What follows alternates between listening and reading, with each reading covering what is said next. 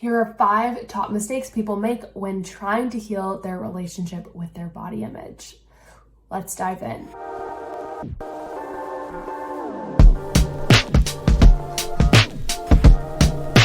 If you're new to my channel, I am a body image freedom coach as well as an advanced certified EFT practitioner, so you can rest assured you're in really great, loving hands.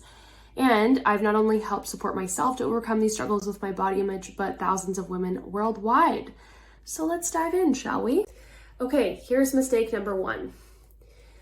Top mistake, fixating on restricting food and going on diets to feel better about your body.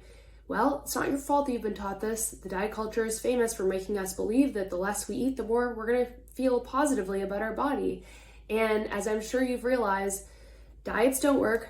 Diets always fail. Less than 2% of people that ever go on a diet ever stay on them because they're not designed to be successful.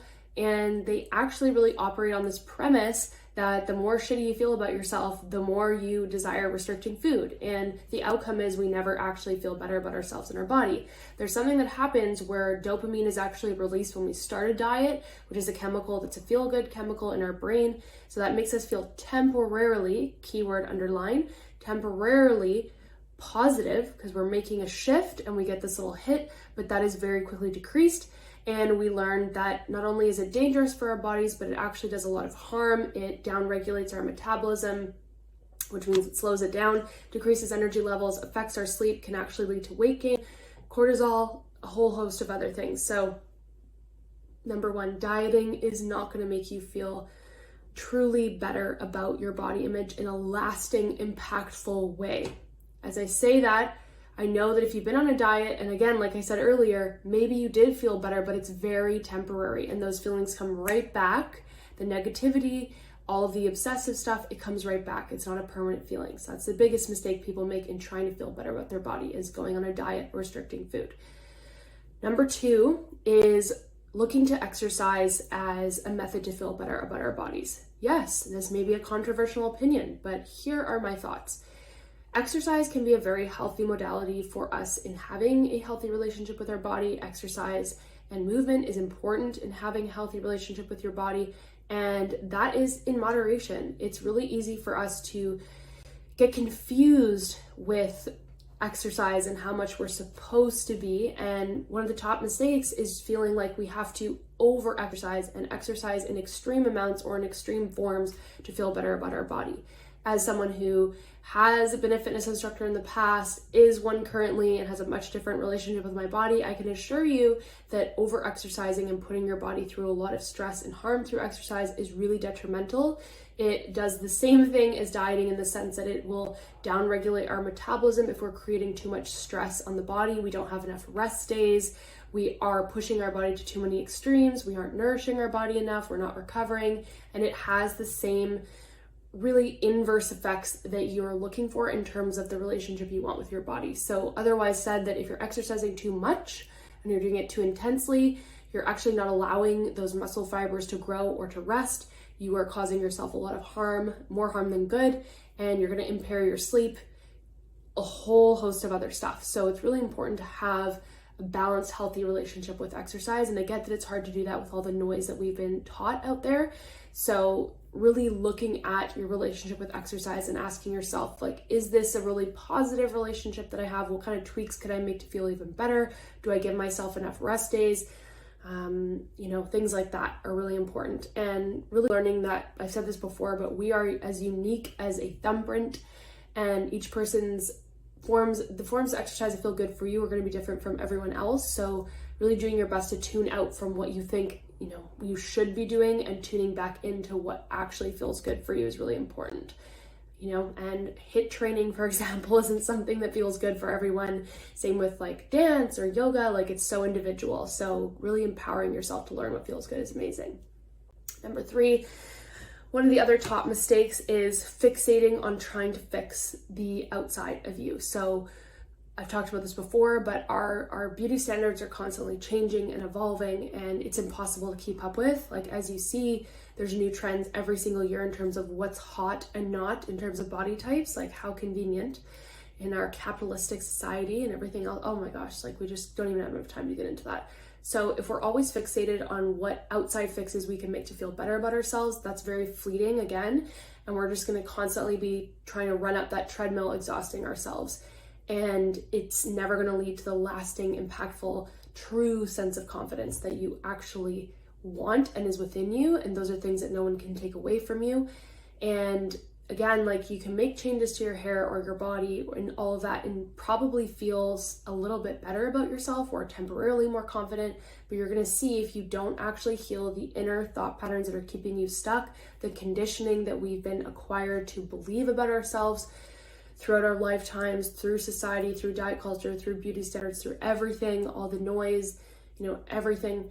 We're never going to feel the type of confidence and freedom that is possible and that you truly want. And you're going to get stuck in that trap. So choosing to actually focus on healing your nervous system, healing your thought patterns, becoming a master of your mindset, and those things are the gifts that probably the single best gifts you will ever give yourself in your life. And you will see that no matter what happens in society, no matter what changes happen, no matter what body type is a new fad, you won't fall into those traps of feeling miserable about yourself anymore because you've got your power back. So that's huge. Okay, the next top mistake, number 4, is trying to do this work alone, okay? I know we are super empowered. There is so much out there, so many resources. Of course, I have a whole YouTube channel devoted to supporting you, and there's so much out there to empower you. But let me be clear that this is work that you're not meant to do completely on your own. There's a lot of really challenging nuances about this work. And when it comes down to healing our nervous system and doing this the right way, it's really important to work with a trusted practitioner who you know has been through this before, has the proven solution to support you, is helping you do this work from the inside out, is not fixating on just helping you love your body or, just feeling more positive about it. This is really about controlling and healing those inner dialogues that are keeping you stuck in this negative trap. So really getting the support you need from a trusted practitioner is absolutely key. And like I said before, I think it's really important that practitioner is someone you trust, you have had some experience with their work, whether it's through free resources or whatnot, that they've been through it and that they've helped lots of people come out on the other side and create lasting transformation. The next piece that I'm going to share, number 5, the last one. Okay, so this last mistake is convincing yourself that it's not that bad, that it's not taking up that much space. It's really easy to do this. It's also so normalized to struggle with our body image. Like upwards of 92%, I believe, of women nowadays are feeling chronically dissatisfied with their body image. And so it does get very normalized to feel really crappy about ourselves and our body. That doesn't mean that it's okay for you. That doesn't mean that you should feel that way. And I want to assure you that there is a completely different quality of life waiting for you by taking your power back from these struggles. So ask yourself, like, how much energy is truly being taken up from these struggles? Like, are you freely going to social events? Are you dating and putting yourself out there? Are you in a healthy relationship? Are you capable of being in a healthy relationship because of how you feel about your body image? What areas of your life is it actually affecting? You can ask yourself these 2 questions, like, how are these struggles with my body image currently affecting my life?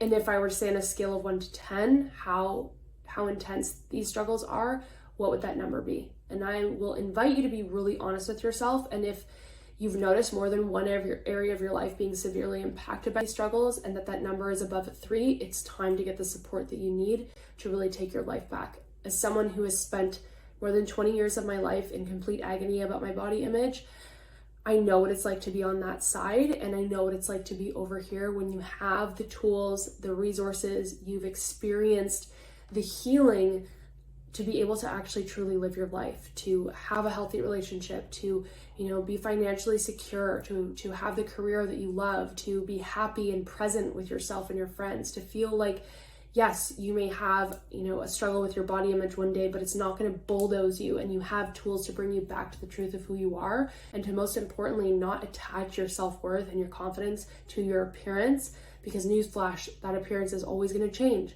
If you want to experience those things, you have to overcome those inner thought patterns that are keeping you stuck. And I'm here to support you. If you want to book a complimentary call with me, this is what I live for. This is why I am here, is to support you to experience that freedom. And this is what as I've mentioned, I've helped thousands of women worldwide to do. So I would love to support you, and that free call is accessible to you at any time. And there's no strings attached. I'm just here to support you, and booking a call that could totally transform your entire life. Like, doesn't that sound pretty effing cool? And you can also head over to my YouTube channel where I've got bazillions of free resources with proven hands-on tools that I use to support my clients and will help transform your life. So I hope that you head over there, and I would love to know which one of these mistakes resonates with you the most, that you're realizing like, ooh, yeah, that's really hitting for me. Would love to see you again next week, and lots of love. You got this. The time is now. Take your life back, okay? I want to see you making those changes because you deserve it.